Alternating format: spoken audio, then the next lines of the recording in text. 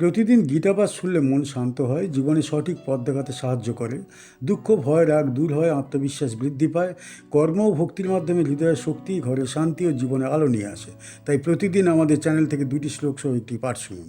ইয়স্তিন্দ্রিয়াণি মনসা নিয়ম্যারভতে অর্জুন কর্মেন্দ্রিয়ৈ কর্মযোগম আসক্তঃ স বিশিষ্যতে।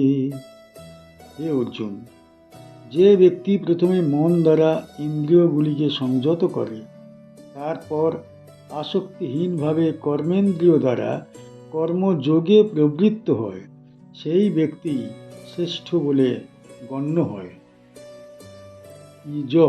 যে ব্যক্তি কিন্তু ইন্দ্রিয়াণি ইন্দ্রিয়সমূহ মনসা মন দ্বারা নিয়ন্ত্রণ করে আরম্ভ করে অর্জুন অর্জুন কর্মেন্দ্রিয়ই কর্ম সম্পাদনের উপযোগী ইন্দ্রিয় দ্বারা কর্মযোগ আসক্তিহীন সেই বিশিষ্যতে শ্রেষ্ঠ বলে বিবেচিত হয়।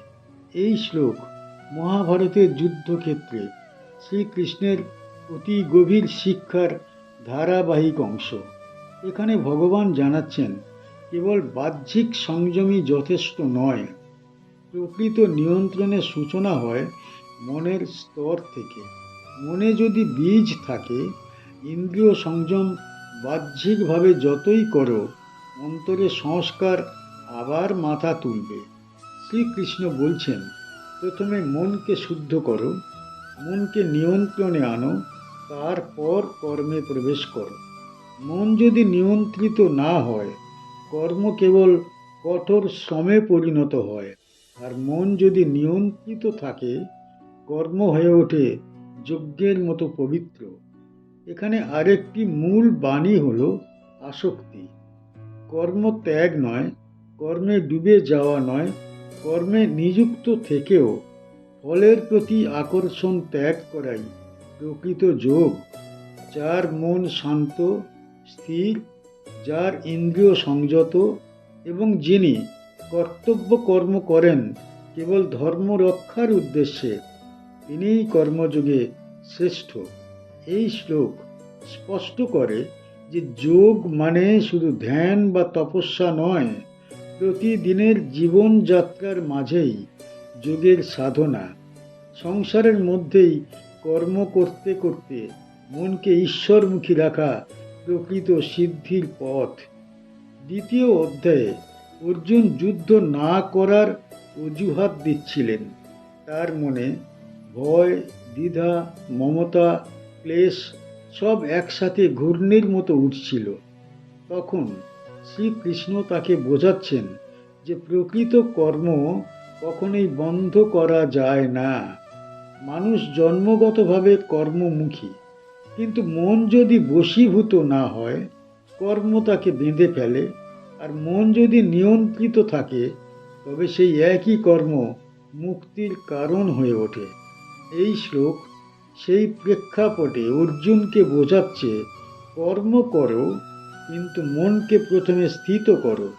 মনকে জয় করতে পারলে জীবন যুদ্ধেও জয় সুনিশ্চিত।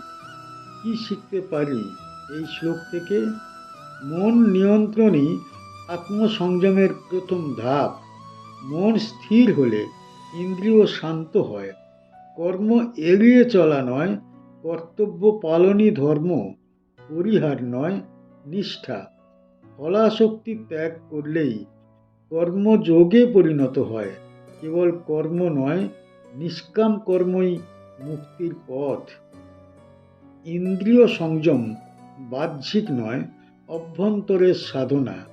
মনের বশীকরণই প্রকৃত শক্তি। যে মন দিয়ে ইন্দ্রিয়কে নিয়ন্ত্রণ করে এবং ধর্মসিদ্ধ কর্ম করে, সে সত্যই শ্রেষ্ঠ যোগী। নিয়তম কুরু কর্মোদম কর্ম জিয়ায় হিয় কর্মণঃ শরীর ইয়াত্রা পিছতে ন প্রসিদ্ধেদ কর্মণঃ। হে অর্জুন, তুমি তোমার বিধিবদ্ধ কর্তব্য কর্ম অবশ্যই সম্পাদন করো, কর্ম অকর্মের তুলনায় অবশ্যই শ্রেষ্ঠ, কারণ তুমি যদি কর্ম না করো তবে তোমার জীবন ধারণের সামান্য প্রয়োজনটুকু পূর্ণ হবে না। নিয়তম বিধিবদ্ধ কুরু করো কর্ম কর্তব্য কাজ তম তুমি কর্ম যায় কর্মশ্রেষ্ঠ হি অবশ্যই অকর্মণ কর্ম না করা শরীর যাত্রা শরীর ধারণ অপি পর্যন্ত চ এবং তে তোমার ন না প্রসিদ্ধের সিদ্ধ হতো না। এই শ্লোকে শ্রীকৃষ্ণ কর্মের ধর্মীয় গুরুত্ব স্পষ্ট করে তুলেছেন। ভগবান বলছেন, কর্মত্যাগের কোনো পথ নেই। মানুষ জন্মগতভাবে কর্মনির্ভর। কর্ম না করলে শরীর টিকবে না, সংসার চলবে না, ধর্ম পালনও সম্ভব নয়। এখানে মূল শিক্ষা হলো কর্ম করতে হবে, কিন্তু তা করতে হবে নিষ্কামভাবে, ধর্মমতে, কর্তব্য বোধে। শ্রীকৃষ্ণ প্রথমেই বলেন, নিয়তং কুরু কর্মতম, অর্থাৎ তুমি যে অবস্থানে জন্মেছ তোমার যা কর্তব্য তা অবশ্যই পালন করো।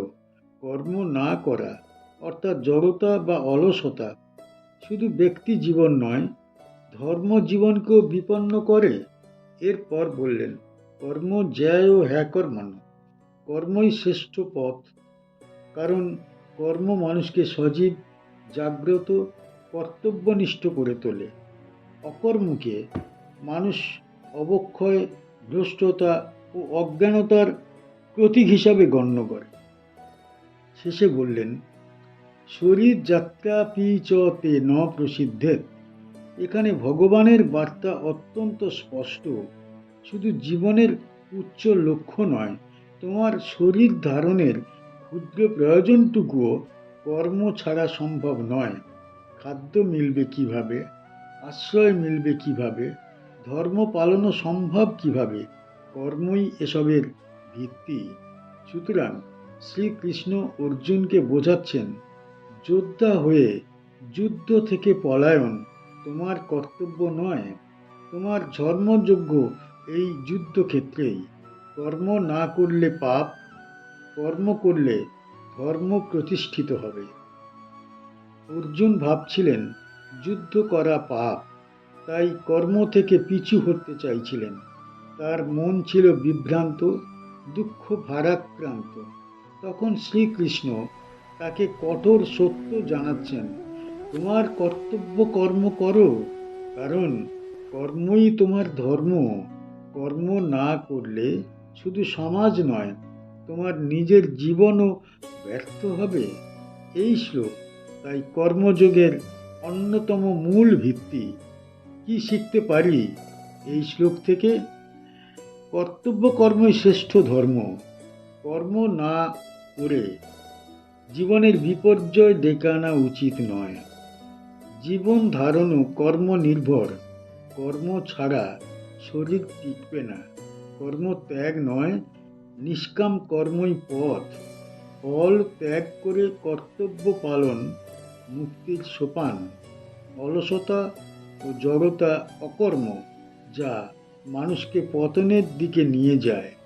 ধর্ম রক্ষা করতে হলেও কর্মই প্রধান। কর্ম ছাড়া ধর্ম সাধনা অসম্ভব। আমাদের চ্যানেলের গীতা পাঠ কেমন হয়েছে, ব্যাখ্যা কেমন হয়েছে, আপনার কেমন লেগেছে কমেন্ট বক্সে অবশ্যই জানাবেন, এবং প্রতিনিয়ত গীতা পাঠ শোনার জন্য চ্যানেলটা অবশ্যই সাবস্ক্রাইব করে রাখুন। দেখা হচ্ছে পরের ভিডিওতে।